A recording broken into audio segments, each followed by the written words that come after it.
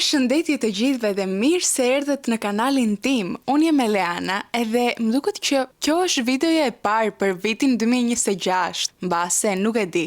Nuk i kam planifikuar shumë mirë këto gjërat këtë kohë, po nuk më njihni, jam një vajzë që bën YouTube këtu edhe 2 vjet, 3, nuk e mbaj mend sa. Në përgjithësi merrem me lifestyle, vlog, ju tregoj jetën time, familjen time, rutinën time, por sot vendosa të bëj një video pak ndryshe. Tani un kam ndezur edhe kondicionerin, sepse kam ftohtë. Po dëgjohet në video, nuk kam faj. Un kam ftohtë. Prandaj më shikoni edhe këtu në krevatin tim të mbuluar, desha të bëj një video kështu pak më cozy. Kam ndezur edhe dritën time portokalle, po e shikoni që atje poshtë. Edhe jam gati të diskutojmë sepse sot desha të provoj të bëj një video komentimi. Prandaj postova në Instagram një story në të cilin ju kërkova të më dërgoni disa video të cilat mund të jenë për shembull virale në këtë moment. Ku e di unë, të kapin ndonjë tematikë specifike, që të mundemi të diskutojmë 2-3 gjëra këtu bashk. Nuk e di si do shkoj kjo video, nuk e di po do ju pëlqej, as mua nuk e di po do më pëlqej, por e dini qa, erdhi viti i ri, edhe unë dua të provoj edhe gjëra të reja në jetën time. Prandaj po e bëj këtë formën videosh, sepse po nuk provuam, nuk e dim po do na pëlqej, apo jo. Apo po, mbasi dhe ju nuk kuptuat fix qa lloj video duat bëj, prandaj kur postova storyn, nuk mora shumë video të cilat mundemi të komentojmë, kam shumë pak momentalisht, por shpresoj të kuptoni pak a shumë qa dua të bëj, edhe herën tjetër të më ndiqni në Instagram ose në TikTok ku të doni ju, edhe të filloni të më dërgoni edhe video të tjera, kështu që kur do kem mjaftueshëm video të mbledhur, do bëjmë edhe një video tjetër si këtë. Le të fillojmë me këto që kemi, të shohim. Duket do fillojmë me një budallallëk. O mojta, ana, e mjerata. Ose dy ka qumë se në tram. Është një TikTok që tregon një pjesë nga Big Brother VIP, si quhet Big Brother Albania. Nuk jam e sigurt, se nuk e ndjek. Por, e kisha parë këtë videon, ma kisha dërguar motra, më tha, hyri brenda në Big Brother, ai që këndon atë dridhe moj baja me dridhe. Unë as nuk e njifja kush ishte, thjesht ishte bërë kjo kënga virale në TikTok edhe fillove dhe unë të dëgjoj dhe këndoja dridhe moj baja me dridhe. Ai tjetri që komentovi nuk e njoh. Që i tha, që i tha? Mos u dridh kaq shumë se na trembe. Këto pjesët e kuptoj pse po bëjnë virale nga Big Brotheri, por në përgjithësi do të komentoj pak këtë çmendurin që kanë njerëzit në Shqipëri, që ndjekin Big Brotherin si kur është, ku e di unë, seriali më i bukur në botë. Nuk e di pse janë fiksuar kaq shumë njerëzit me këtë emision quhet reality show. E di që gjithë njerëzit kanë një tendencë të ndjekin jetën e dikujt tjetër. Edhe e kuptoj që Big Brotheri është si një lloj eksperiment, sepse karakteri jon ndryshon shumë në bazë të ambientit që jetojmë. Kur je në një shtëpi mbyllur edhe nuk ke fare komunikim me familjen tënde, me njerëzit tënd, je më i ndjeshëm, edhe sidomos kur duhet të ambientohesh të jetosh me njerëz të tjerë që nuk i njeh. Çdo njeri ka ato të veta, një karakter të ndryshëm. E kuptoj gjithë këtë konceptin, edhe është interesante, por deri në një pikë, do me thënë të jem kaq e fokusuar me një emision, nuk e kuptoj, realisht, sepse nuk është thjesht që njerëzit e ndjekin, janë fanatik, kishin dal rrugëve dhe protestonin për Luizin atere, kur ishte bërë nami me Luizin. Edhe nuk protestojnë për gjërat tjera që janë shumë të rëndësishëm, si për shembull rrogët, jetesën në Shqipëri, korrupsionin, të gjitha këto gjërat që ne njerëzit duhet të ngrem zërin, të flasim, të protestojmë, asnjëri nuk e bën, edhe e bëjnë për Luizin. Mua më duket shumë funny, edhe realisht mundojmë të kuptoj, po nuk mundem. Po keni mendime mbi kësaj tematikës, dua shumë të më shkruani nga poshtë pse besoni që ndodh kjo gjë, por le të kalojmë te videoja tjetër. Average night in Albania. Where are you going? Oh,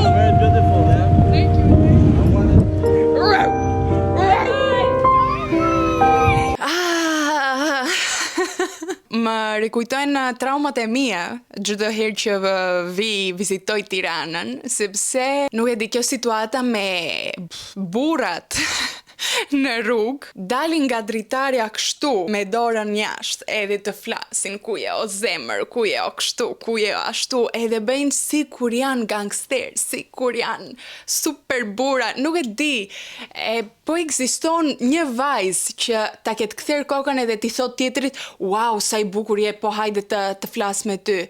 Besoj nuk ndodh kur kjo gjë, se asnjë vajzë nuk intereson të flas me një njeri që del nga dritarja dhe të flet si kur je kafsh, jo si kur je njeri. Ka fituar ndonjë burr gjë nga këtë sjelljen. Se nuk besoj që asnjë femër nuk e vlerëson këtë lloj flertimi, që nuk është flertim, po le ta themi kështu, ashtu si që kanë burrat në mendje. Është shumë ndryshe të të afrohet një njeri, të thot si ke emrin, jesh me bukur, të pash që atje dhe desha të vitë të flas, shumë normale, po hajde të flasim, të komunikojmë, këte andej. Po kjo gjëja kështu me një makinë që kanë një makinë dhe mendojnë që nuk e di, unë do shikoj makinën dhe them, wow, sa super lek duhet të ketë ky, do shkoj tani do hy brenda të më çoj xhiro. Që duhet t'jem shumë e ikur nga mendja që ta bëj këtë gjë. Edhe po shikoja komentet poshtë kësaj videos. Edhe pash një fotografi që karakterizon 100% si kam unë këta njerëz në mendjen time që do jo le këtu. I tha të gjitha me një foto. Nuk ka nevojë as për komentim. Konsumonte edhe alkohol djale. Nuk pinte djale, nuk pinte alkohol. Çfarë konsumonte? Një birë. Shumë mirë, pinte djalim. Kur, qa pinte? Djali do një birë, do një vodka, do një whisky, ku e di unë, do një raki. Qa, pije është kjo? Nuk është pije, do një birë pinte.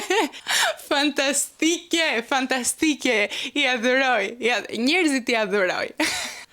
Të bësh me pa e kuptuar fare, dhe me thënë të duket shumë normale ajo që the. Është ndezur kjo mirë. Se po e përdor për shumë orë për herë të parë. Kështu jemi ne që jemi rritur në Ballkan, sepse ne kishim raki në frigorifer në shishën e ujit edhe shkonim në darkë, pinim, braznim ne shishën me raki, pastaj ju kuptonim që ishte raki, kur na dishte fyti. Do me thënë ne jemi mësuar me alkoolin që në moshën 2-3 vjeç. Të shkosh në Amerikë që të thonë duhet të jesh 22 që të pish alkohol, hajt, se dini ju jetën, se ne dalim në moshën 15-16 në për klabe, në për party, në për festa, këte andej, pim, edhe pastaj arrim në moshën 20, 21, 22 dhe nuk duam të dalim më nga shtëpia, se i kemi kaluar të gjitha në moshën 15. Jemi rritur para kohe. Këtë të bën jeta në Ballkan. Edhe vazhdojmë. Atë argumentim kanë të vendim. Jo, ata thonë që ka dyshime. Po, ata mbaroj apo ta vjes? Lere tani, lere. Ullë, o bushat. Po, jo, po, nuk va... Po, me Me kor histerik, nuk flas dot. Letë mbaroj të. O bushat. I ka pirdhu tani, po i... Unë po kaloj shumë bukur me këtë video që po filmoj. Këtë TikTokun edhe pse e kam parë, çdo herë që i shikoj, më bën për me qeshur, sepse është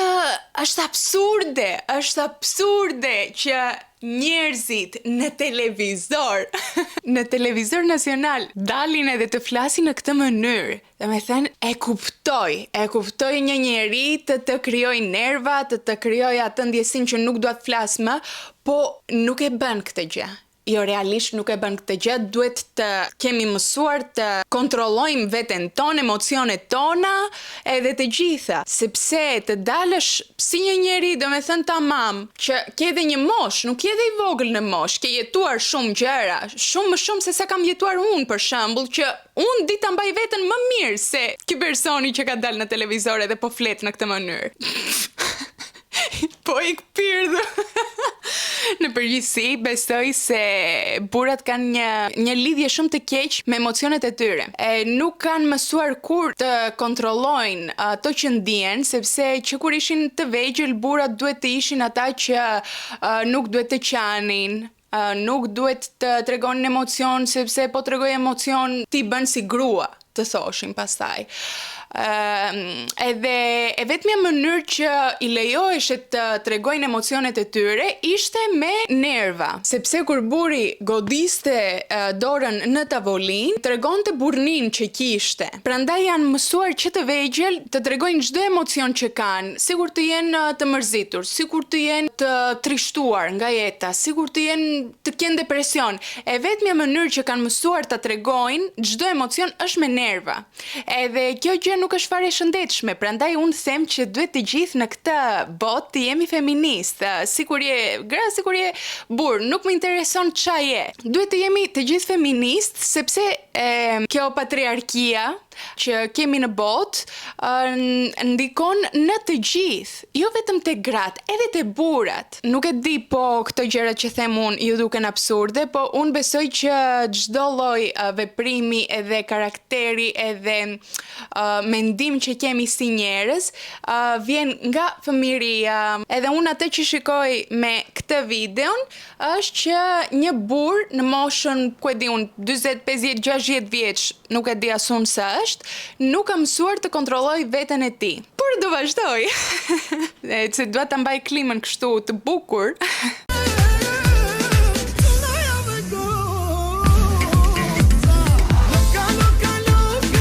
Jam dakord, 100%.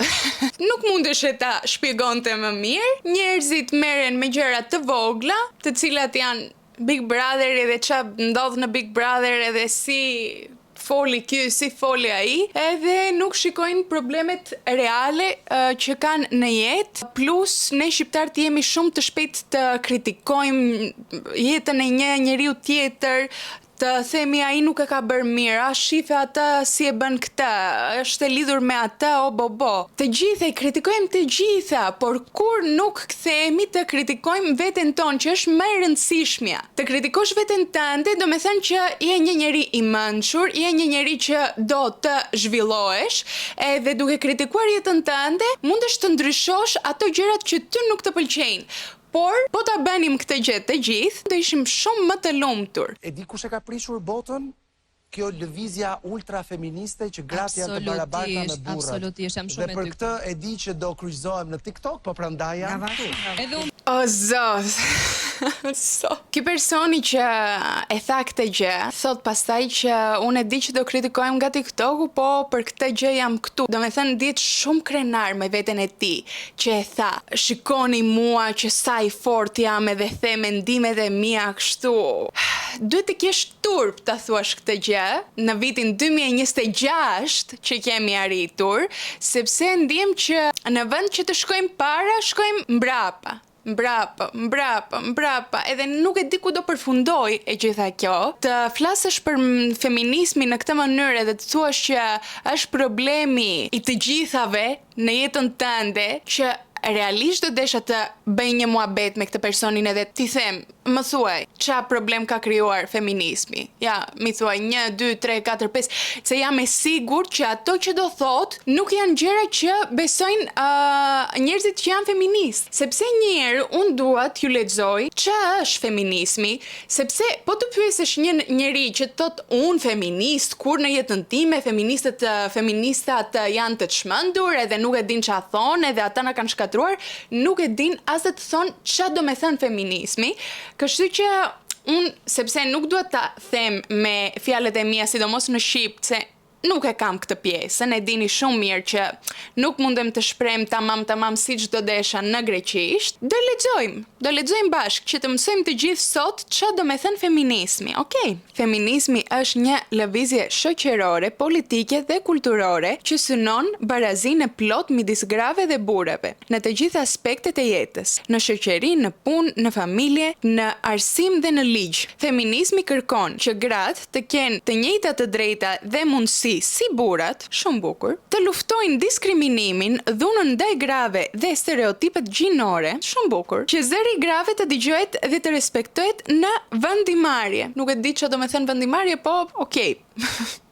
Mbase e dini ju, feminizmi nuk është kundër burrave. Ai është kundër pavarësisë dhe padrejtësive që bazohen në gjini. Me fjalë të thjeshta, feminizmi thotë që gratë dhe burrat duhet të trajtojnë njësoj, me të njëjtat të drejta, respekt dhe liri. Për mua feminizmi nuk është problemi më i madh që kemi momentalisht në këtë botë, është nga gjërat më të mirat që kanë ndodhur në botën tonë, pse një femër para disa viteve nuk mundeshe as të votoj, as të shkojë në shkollë, as të flas, as të dal jashtë, si çdo ajo, me kë do ajo. Domethënë, gjithë këto gjëra që ne dikur nuk kishim as të drejtën të bëjmë, sot gratë munden të shkruajnë, munden të shkojnë në shkollë, munden të studiojnë, të bëjnë çfarë të duan me jetën e tyre, të ndahen, të martojnë, të bëjnë fëmijë, të mos bëjnë fëmijë, të jeni koqire në shtëpi, të mos jeni koqire në shtëpi, të bëjnë çfarë të duan. Kjo gjë është feminizmi. Feminizmi nuk thotë që një grua nuk duhet të bëj fëmijë për shembull, ose nuk duhet të bëj familje, ose duhet të shikojmë vetëm karrierën tonë. Jo, feminizmi thotë që një gra mundet të bëj çfarë të doj ajo. Kaq, mbarovi filmi. Siç edhe burrat. Mundemi të bëjmë çfarë të duam me jetën tonë, por gjithmonë pa shkelur të drejtat e një njeriu tjetër. Kaq. Dua të lexoj edhe një mesazh që më arriti, sepse këtë video e kisha postuar në story dhe ju kisha thënë që më dërgoni edhe video të tjera si kjo që t'i komentojmë bashkë në YouTube. Edhe më ka arritur një mesazh që thotë: pikërisht, si jemi as pak të njëjtë, që do të thotë edhe kërkesat dhe pritshmëritë s'duhet t'i kemi njësoj. Meshkujt kanë të tjera karakteristika, biologjike dhe psikologjike, edhe femrat janë thjesht shumë të pangopura, dhuna ndaj meshkujve është shumë herë më komon se ajo e femrave. Ky është mendimi im si femër, derisa kam parë dhe kam përjetuar këto 35 vjet të jetës time. Si femra, ne duhet të jemi të para që flasim edhe diskutojmë për feminizmin, sepse feminizmi është keq kuptuar nga shumë njerëz, sepse dalin 2-3 gra, thonë 2-3 gjëra absurde për feminizmin që as nuk i beson feminizmi këto gjërat, edhe thonë, ja, kjo është e çmendur për shembull, prandaj unë nuk besoj te feminizmi. Jo, nuk do me thënë që çdo njeri që thotë që është feminist është vërtet. Le të fillojmë që atje, por pastaj, këtë mesazhin unë pjesën e parë nuk e kuptoj sepse thotë që burrat edhe gratë janë ndryshe. Po, janë. Edhe, do me thënë se jemi ndryshe nuk mundemi të kemi të njëjtat të drejta, gjithë njerëzit në botë. Jemi ndryshe siç jam edhe unë ndryshe me mamin tim për shembull. Jam ndryshe me shoqen time, jam ndryshe nga çdo person tjetër në këtë botë, sepse të gjithë kemi karakterin ton. Jemi ndryshe, po duhet të kemi të gjithë të njëjtat të drejta, të flasim, të shkojmë në shkollë, të bëjmë çfarë të duam. Domethënë janë gjëra shumë bazike këto që duhet të kemi, të gjithë. Pastaj atë që thotë që dhuna ndaj meshkujve është shumë herë më komon, nuk është e vërtetë. Sepse unë që kam lexuar edhe merrem shumë me këtë tematikën, dhuna ndaj burrave është shumë komon kur bëhet nga burr në një burr tjetër. Do me thënë, burrat vetë zihen edhe ekziston dhuna mes meshkujve. Po, kjo ekziston. Por unë nuk flas për atë dhunën, unë flas për dhunën që përjetojnë gratë nga burrat. Kurse burrat nuk përjetojnë dhunën nga gratë, sepse siç the, nga ana biologjike jemi ndryshe. Edhe shumë herë burri është më i fortë se gruaja, se kjo është fakt. Do me thënë, nuk them që është gjithmonë, por në shumicën e rasteve ndodh kjo gjë. Kështu që burri beson që ka të drejtën të rraf një gra, ose t'i jap një shpullë, se hajt mo, një shpullë është. Ti shkel mbi të drejtat të mia, mbi trupin tim, që nuk do duheshe as ta diskutoj momentalisht këtë gjë, por ndodh shumë shpesh, edhe brenda familjeve, edhe brenda çifteve që janë të martuar vite dhe vite, edhe ekziston dhunë. Kurse nga gratë te burrat mund të ekzistojë dhunë, që ekzistojnë raste që kam dëgjuar që një gra ka rafur një burr për çdo lloj arsye, por janë aq pak që as nuk e vë në krahasim njërin me tjetrën. Tani mos gënjejmë njëri tjetrin. Kur diskutojmë edhe flasun edhe them që unë kam frikë të dal në darkë si një femër që jam, se kam frikë nga burrat. Edhe thonë që po edhe unë kam rrezik kur dal natën. Po, ti që je burr ke rrezik nga burrat të tjera. Atje është problemi. Problemi është te psikologjia e burrave, te karakteri, te mentaliteti i burrave. Nuk është problemi im. Ti e ke krijuar këtë botën me rregullat tënde, se unë dikur nuk kisha as të drejtën të votoj. Burrat e kanë krijuar këtë botën që ankohen sot. Por boll fola për feminizmin se edhe mua më ka pak kështu një gjë brenda vetes, jam shumë pro të drejtave për në të gjithë njerëzit. Jo te gratë ose te burrat, thjesht gratë janë ato që janë vrarë më shumë. Edhe do kaloj te videoja e fundit që kam për sot, ju thash nuk isha shumë video, këto që kam ja u tregova edhe i komentova, por kemi edhe një të fundit, prisni, se duhet ta gjej këtë, diku e kam salvuar edhe nuk e mbaj mend ku. Po keni arritur deri në këtë pikë, dua me patjetër të më lini një zemër të bardhë poshtë te komentet, edhe dua të më dërgoni edhe video të tjera në TikTok, në Instagram, çfarë do lloj gjë që bëhet virale, ma dërgoni direkt, sepse unë ju kam thënë, këto gjëra që bën virale në Shqipëri mua nuk më dalin në TikTok. Nuk i parandjek edhe prandaj mbase nuk më dalin, por dua t'i shikoj, dua t'i komentoj. Gjithsesi mos më merr mua këto për bazë këtë. Më thotë një gjë tjetër. Do akoma shkosh në akvarium të ndajë një ose dy, ti dhe Andrea? Qofse bëhet i kemi shef. Qofse s'bëhet do të po edhe këtu s'jemi. Këtë videon ma dërgovi një vajzë e cila më tha që nuk ta dërgoj për kontekstin që ka videoja vet, do me thënë se edhe unë e pash në fillim dhe nuk kuptova ç'a thoshin, se unë nuk i njoh, nuk e ndjek Big Brotherin edhe nuk e dija ç'a po diskutonin këta dy njerëz që pash. Më duk një diskutim normal. Më tha që ta dërgova që të komentosh komentet që ka kjo videoja, edhe prisni t'i shikojmë pak këto komentet. Një dermatolog zemra dhe gjithçka do zgjidhet. Edhe me zemër është ky komenti.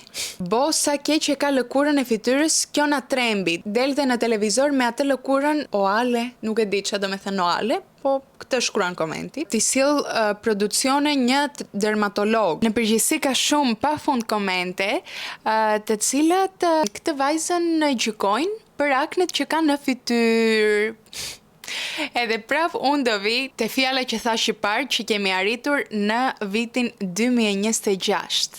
Si ka mundësi akoma të bullizojmë njëri tjetrin? Për çfarë do lloj gjëje? Ke më shumë kile, je kështu. Ke akne në fytyrë, je kështu. I ke flokët kështu, je ashtu. Do me thënë, mjaft.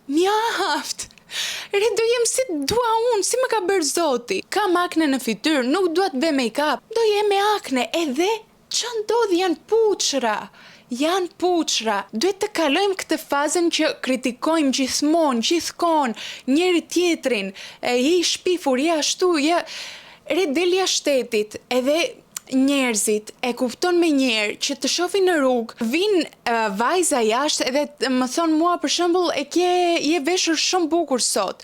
Kurse në Shqipëri shkon edhe të komentojnë të gjithë, si është veshur kjo ashtu, e shikon çka ka veshur sot. Jemi gjithmonë me atë fjalën të keqe në gojë. Nuk kemi ç'a bëjmë me jetën tonë. Merru me veten, gjithë atë energji që jep që të komentosh, që të kritikosh, që të thuash ajo është ashtu. Harxhoje për veten tënde. Qa problemi kje ti me fytyrën e tjetrit, me jetën e tjetrit, nuk e kuptoj dot. Edhe pse ti jetë normale të bullizojmë akoma njerëz. Pse këto komente ti shikoj një fëmijë që mund të ketë akne, edhe të shkojnë në shkollë pastaj, edhe ta bullizojnë edhe në shkollë, se kjo është normalja, edhe të ndihet keq për veten e tij. Kur filloj edhe kam pasiguri, filloj edhe e nxjerr gjithë atë vrerën që kam ose gjithë mërzitjen që kam për veten te njëri tjetër. Për mua e vetmja gjë që mundemi të bëjmë është të fokusohemi te vetja, edhe asgjë tjetër. Fillojmë të jemi njerëz më të mirë në 2026-ën, të fillojmë të kemi mendime më pozitive për veten tonë, për njerëzit të tjerë, edhe në përgjithësi të lëmë në anë ç'a bëjnë të tjerët edhe si janë të tjerët, edhe të bëjmë diçka që të ndryshojmë këtë. Se më e rëndësishme nga të gjitha është kjo këtu. Gjithë të tjerat, pamja, trupi, flokët, atë munden të ndryshojnë shumë kollaj. Kurse kjo është shumë vështirë të ndryshojë. Shumë, edhe do shumë punë. Prandaj edhe nuk është e zakonshme. njerëzit të jenë të pjekur këtu. Kaq kisha të them për sot, nuk e di po ju lodha, nuk e di po ka nxjerr kuptim gjithë këto që kam thënë, sepse edhe unë po mundohem tani pak me gjuhën, sa do desha ti përkthej të gjitha në greqisht, sa më mirë do i thoja me fjalë shumë, domethënë të sakta. Por mundohem realisht, po keni diçka të më thoni, ju pres në komente, të diskutojmë edhe atje për çdo gjë, sepse jam e hapur edhe në mendime të tjera. Plus, po thash ndonjë gjë gabim, po i kam ngatruar fjalët, më mirë kuptoni, por mundeni edhe të më shkruani poshtë që kam thënë gabim, që të mësojmë herën tjetër ta them pak më mirë. Edhe ne do shihemi te video radhës.